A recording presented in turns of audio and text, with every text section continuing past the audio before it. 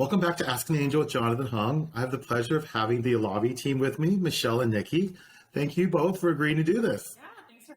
Yeah, I think it's going to be exciting learning about, your direct consumer business, how you're growing your, brand. But let's start with the first question. When were you guys founded? Yeah, so we were founded end of 2019. Our first sale ever was on Black Friday 2019, and we were just doing a soft pre-order early launch, and we were able to sell out within 8 weeks, which is really exciting. Great. And so then, what would you say Elavi is? What is the burning problem you're trying to do or differentiating yourself in the market? Show the product just because it is brand new. Yeah, so essentially our mission is to make modern nutrition accessible and convenient, right? Usually you have to sacrifice on taste, on ingredients, on texture, on some point to really have quality ingredients, in a form factor that you can enjoy anywhere. And so we're really taking that on its head of taking, a packaged food product that, historically, fails us in one or all of those aspects, and really delivering this quality experience that our consumers can trust and enjoy. Right. And so did you guys have experience in this type of industry before, or I'd love to hear your backgrounds for everyone? That's a great question. Not formally from a food making or chef experience, but we are always hungry and we have really good taste buds, I like to think. So that has made us strong formulators in the space, and I'll let Michelle share the story of how the first recipe started. Yeah, so kind of in terms of our background, so I was working in sales, marketing, and consumer technology, kind of the intersection between retail technology at Sephora corporate. And I was more in the finance and accounting world at PwC, working in M&A consulting, so nowhere near the kitchen. At the same time, though, we had very strong backgrounds and exposure to health and wellness as Equinox fitness instructors. So if you can imagine these crazy, 16-hour days of both teaching fitness classes and working, long hours in the office, we were living off the bar. So we were a perfect consumer of someone who needed something you can throw in your bag, have in your office, not be tethered to a smoothie or, never home and living out of 2 bags and multiple outfit changes. So bars were literally what we lived off of and what we knew well, and could tell you every single one in the market. And so we definitely had that, unique competitive advantage of knowing the category so well as consumers as well. And that's really what drove the frustration point to it. And for me personally, the formulation process was just really taking this, food as medicine approach of, okay, instead of, cutting corners with shelf life preservatives and, the highest protein ever with whey protein, is how do we get good quality protein that you'd only get in a powder and a smoothie, and pulling that into the protein bar category that we hadn't seen before, and integrating collagen and using natural sweeteners that, historically were in the healthy granola kind of category, but really bringing this intentionality into the formulation process that hadn't been done before. And we've come out with a couple different flavors since then, so we like to think of ourselves now as pretty good formulators. Okay, great. And so let's talk about team. Obviously, that's always important. That's what we look for as investors. But how did you build your team, and how did both of you figure out your roles while starting this company? We do a pretty quick roll call. It's like 1, 2. Yeah. In terms of numbers, we're really lean and scrappy team. And, something when starting the company, really good advice I got from another, founder was, get a co-founder that perfectly complements your skill set. So I had a very strong, marketing and sales and content creation background. But when it came to finance and logistics, that's where Nikki really perfectly filled that gap. And at the same time, she had that authenticity and understanding brand and the power of storytelling. And she also brought, experience not only in the endurance athlete world as an endurance athlete herself, but I think what's interesting is that, where I grew up and went to school was all in Southern California, right? So I only knew California really well, which is a very big market for us. But Nikki was able to bring background from, the Midwest mentality and purchasing thought process from being there. She also went to school in Boston. So she also can bring that East Coast mentality too. So it's really interesting that our backgrounds were very complementary, where we both brought in such,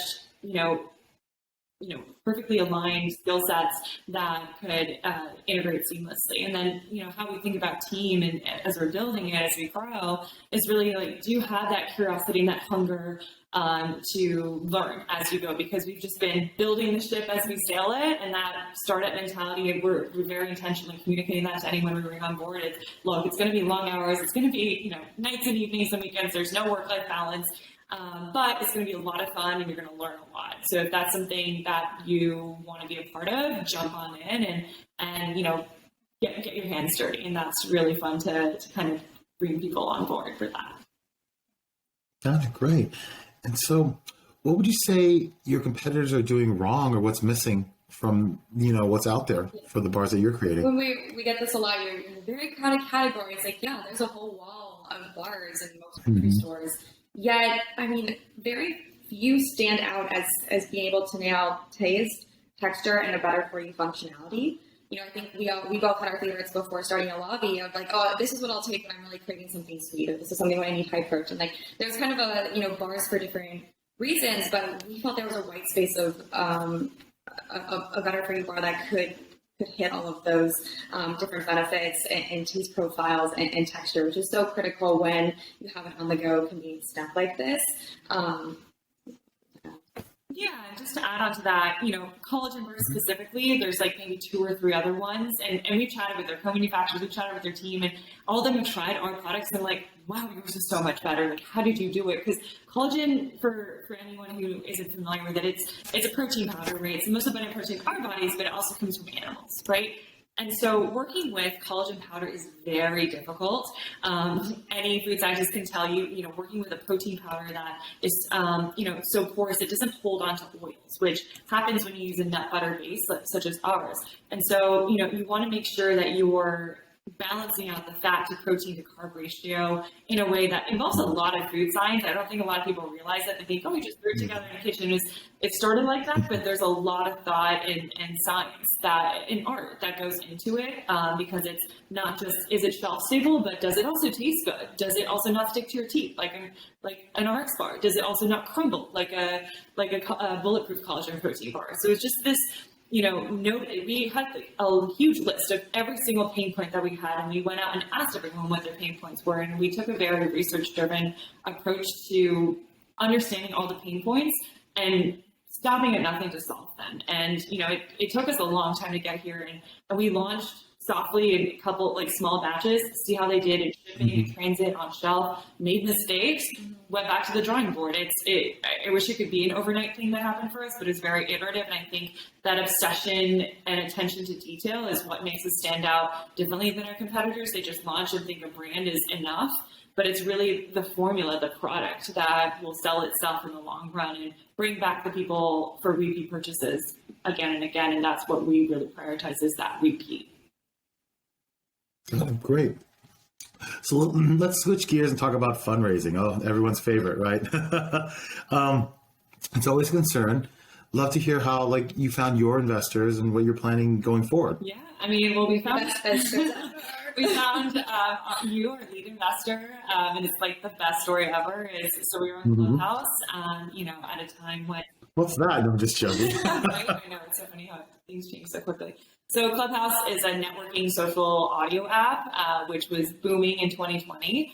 And we jumped on very early. And it was a great way to just connect with people that you wouldn't otherwise have access to. You jump into rooms and you get to speak. And I think that democratization of voice was so powerful at the time. And I think people at that time also wanted to learn and listen and interact, and were so starved for connection. And so I was, fundraising and in a lot of pitch plans, and that's where I got to perfect my pitch. And they literally say you have 1 minute go. And it was great opportunity for me to get real-time feedback and to network. And so I found you in a room and pitched you live, which is very nerve-wracking, but I think at the same time it's so cool that I can hear other people pitch, they can hear me pitch, and it brought a lot of brand awareness to our company and got a lot of revenue and sales. And our other investors, some were kind of just connective intro to intro, and then some were just kind of outreach, to keep getting connection. So networking is definitely, the most number one thing that I can recommend to founders is it's never too early to start fundraising in terms of building your network and building those relationships. because it's very unlikely that after one pitch, someone's going to be ready to invest. It's definitely a nurturing process, meeting and trying products like ours and kind of building that out over time. So it's never too early to start. Mm-hmm. And what kind of investor do you look for? I mean, someone who's hands-on, hands-off, truly understand and loves your product, or really you're looking for certain types of mentorship where they could help you in phases where you have less knowledge about? It was definitely, I say the word we were after was, someone who really believed in us in Elavi, and also just was really excited about the future as much as we were. Because I mean, people would have on calls like, are really excited. Like, I think we just wanted to burst with the screen, and we wanted to kind of, feel that energy with someone else that could really be excited about getting on board and seeing so much potential. That was key for us. And so from that standpoint, we were looking for someone that was more involved and wanted to come in and sometimes get their hands dirty, or at least, make some incredible connections and network introductions. Those have been really key and critical for us, especially with you, Jonathan. And so definitely, maybe not someone that was sitting on every call and meeting, but definitely was, very involved and actively, wanting to help in any way, and that we could feel comfortable going to with, hey, here's something we're working on, or here's something we're struggling with, like, whether it be an advice or helping, solve a problem or make an introduction. Like, that was kind of the relationship we were looking for. No, wonderful. So I'd love to ask you girls about this. Like, obviously you're selling Elavi direct consumer, but also you're selling, in stores. What do you think are the challenges for a startup?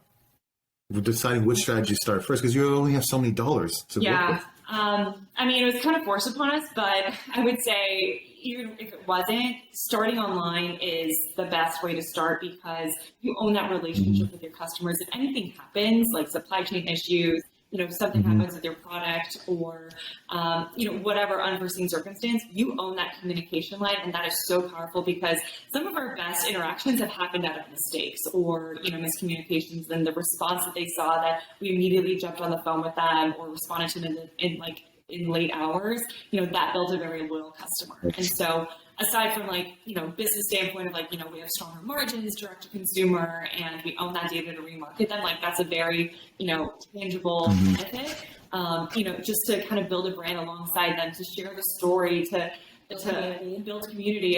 As Nikki mentioned, we're in a product category, right? And it's people buy from people, right? And to put ourselves in front of the brand, that was something not many of our competitors were doing. They're either too big, or their story was just so disconnected from the consumers of today. And consumers want to feel like they're a part of something. And we definitely pull back the veil on our social media and show on multiple different platforms what it's really like and how much of a hustle and a grind it is. And people love that. And I think that's really what we would recommend for any founders: to start online, build your community, test a lot, ask for a ton of feedback, figure out your pricing online, so that when you're in retail, you don't mess it up, because not many times do you get a second chance. And so you don't want to blow that first opportunity to get there. So we made sure we had our messaging, our pricing, our product. We went through multiple rebrands with our customers, so that when we're on the shelves, we're really strong.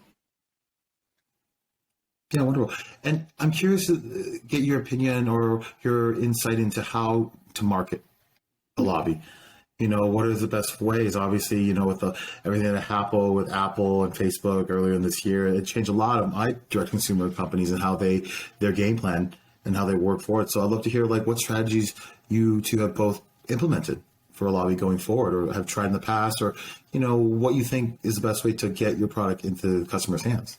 This is Michelle's wheelhouse, so I'll definitely let her take the lead. But one thing I will say is we're both fitness instructors, and and so we love to kind of lean into that, and also really connect with a lot of other fitness instructors and professionals in the space, because we can kind of communicate in a similar way of the pain points that we all face of trying to fuel ourselves for those for the workouts that we're giving people, and also just fueling our own crazy days. So that has been one kind of fun way to market, is just connecting with other fitness professionals in the space.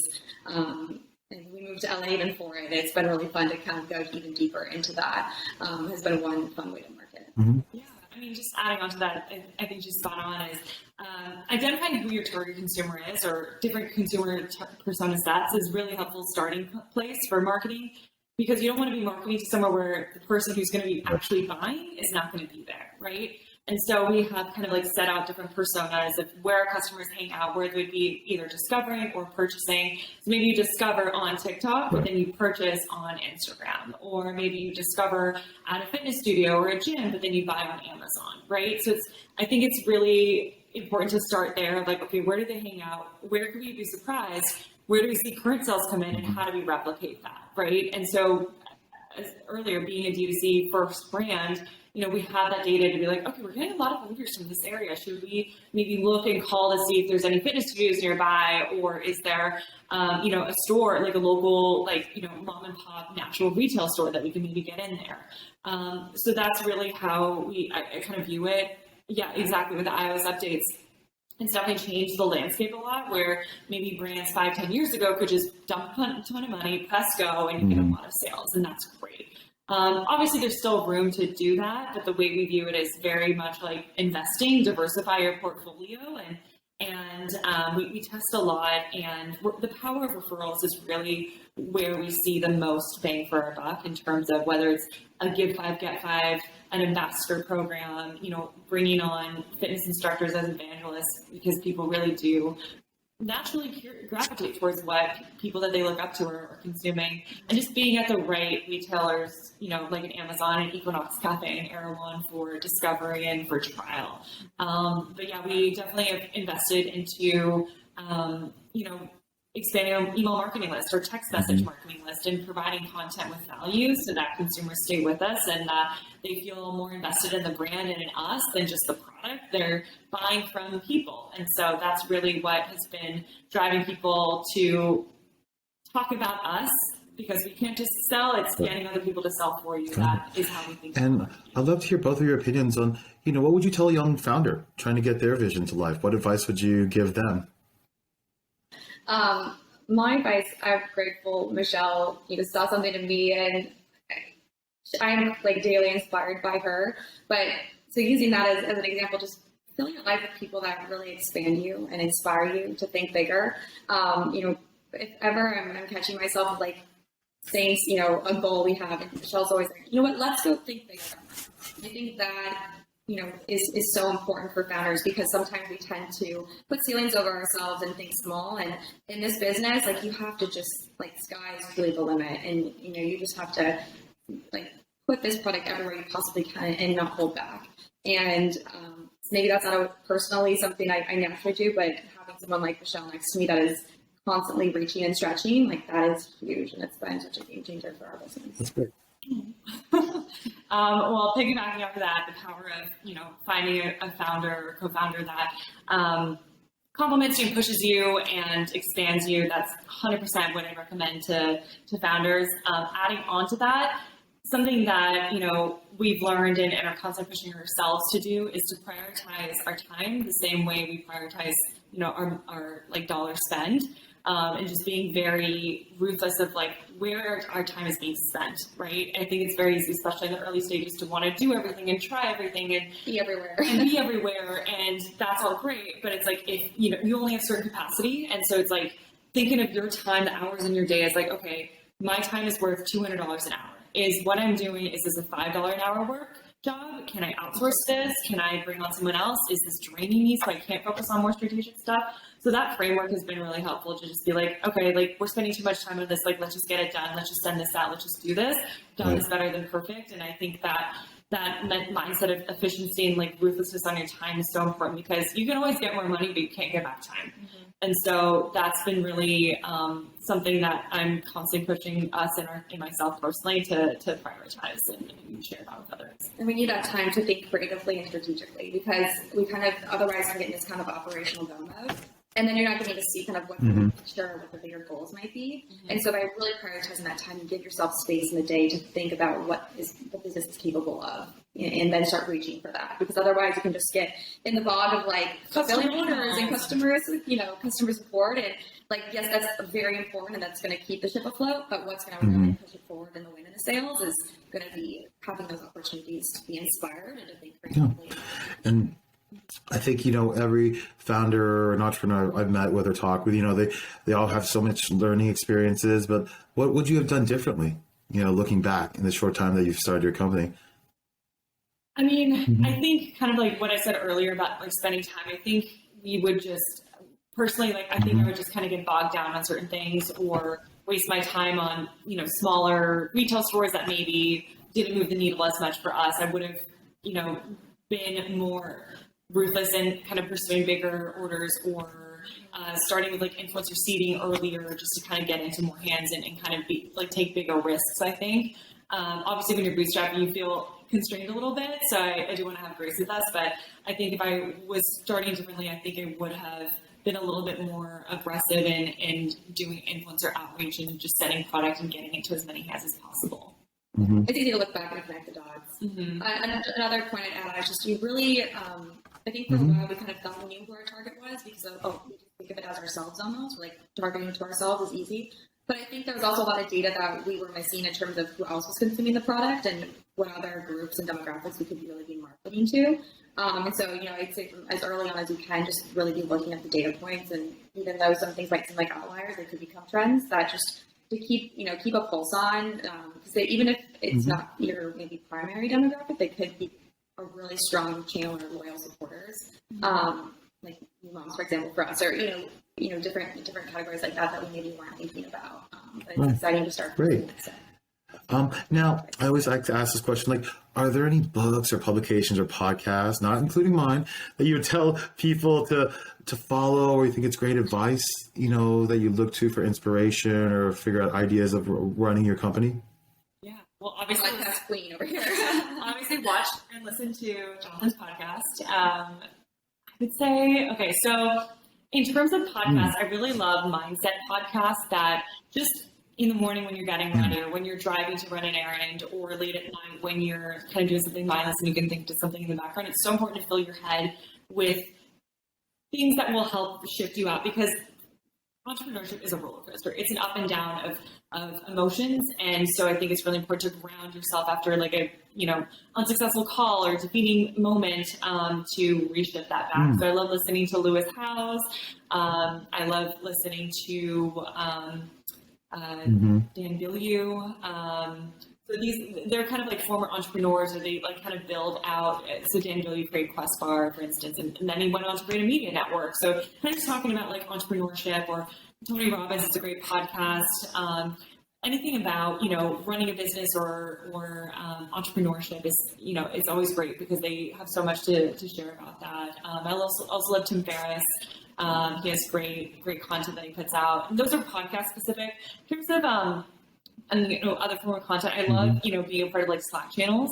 So if you can get into, especially if you're in CPG, into any CPG Slack channels, it's great just to go and see different threads and crowdsource any questions you might have or help you might not have. Like we found our marketing assistant through a Slack channel. I just put up a job request over there. So that's great just to kind of see what other people are struggling with, help out someone, they'll help out you. It's really full circle. And then I also subscribe to Nick Sharma's, weekly emails. They come out every Sunday night. He used to work at Hintwater and he's built out some amazing D2C brands. And he always, his emails just have so much great, case studies or actionable, tangible products, or he'll refer other service providers. So that's another great resource that I would share with other founders. So I guess the last question I have is then what do we have to look forward to in terms of flavors and new products for Elavi? Yeah, definitely new flavors. We're constantly, this is another fun part too, is like asking customers, like, what is it you'd love to see? Like you're having these every day. What's another flavor you'd love to add to the mix? And so we are always asking about that. So we do have another flavor of our collagen protein bar now. We can't say that just yet. But what it is, but we do have it. It's ready to go. And then are we like saying it or just not yet? Probably not. I think our team doesn't want us to announce it like publicly just more yet. More to come, but hey, it's a teaser. That's great. It's a plant-based line, and we're really excited to come out with that just because, again, as you mentioned, it's been requested to come out with something that's plant-based and 100% vegan. It's still gluten-free, non-GMO, no refined sugars, no added sugars. So it meets our, strict, preference for super clean ingredients, but it's also very innovative, and it follows that same prioritization of, easy form factor. Modern convenient. nutrition that Michelle talked about. So it is enhanced with superfoods. Really excited about that. So it's something that we really would love to see people ritualize their days as they have with the bars.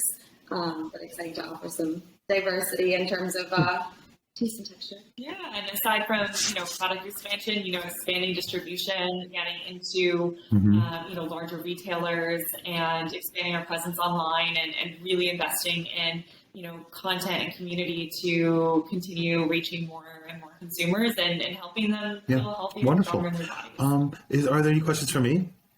You want to ask? Go ahead. Anything. Well, is there anything you're really excited about, as we come up to a new year here in terms of like trends or like disruptions? Like, what are you like? Anything you're really excited about? For me, it's always you don't want to keep like investing in the past, right? Am I here to find a next Instagram? It doesn't make any sense, right? Like that's already there. So for me, like you hear all these buzzwords like, oh, is it AI? Is it blockchain? Is it like AR, VR? I think one that I'm looking into now more and more is Web3. That's a buzzword now, but this wholly creator economy, like it's decentralized, like we don't have to be beholden to Google and Facebook or Meta now going forward. And then how do you own your own data? How do you go get customers, in a way where it's like we aren't relying on tech, but in a different light instead of a big conglomeration. Because I think it'll be coming forward that we'll have less like these gigantic M&A acquired companies, and it's going to be more decentralized, and we're going to go after the targets in a different way of getting your customers. But it's always interesting, finding out great entrepreneurs like yourselves, what's new, what's exciting. I'm here to help fund and guide as best I can.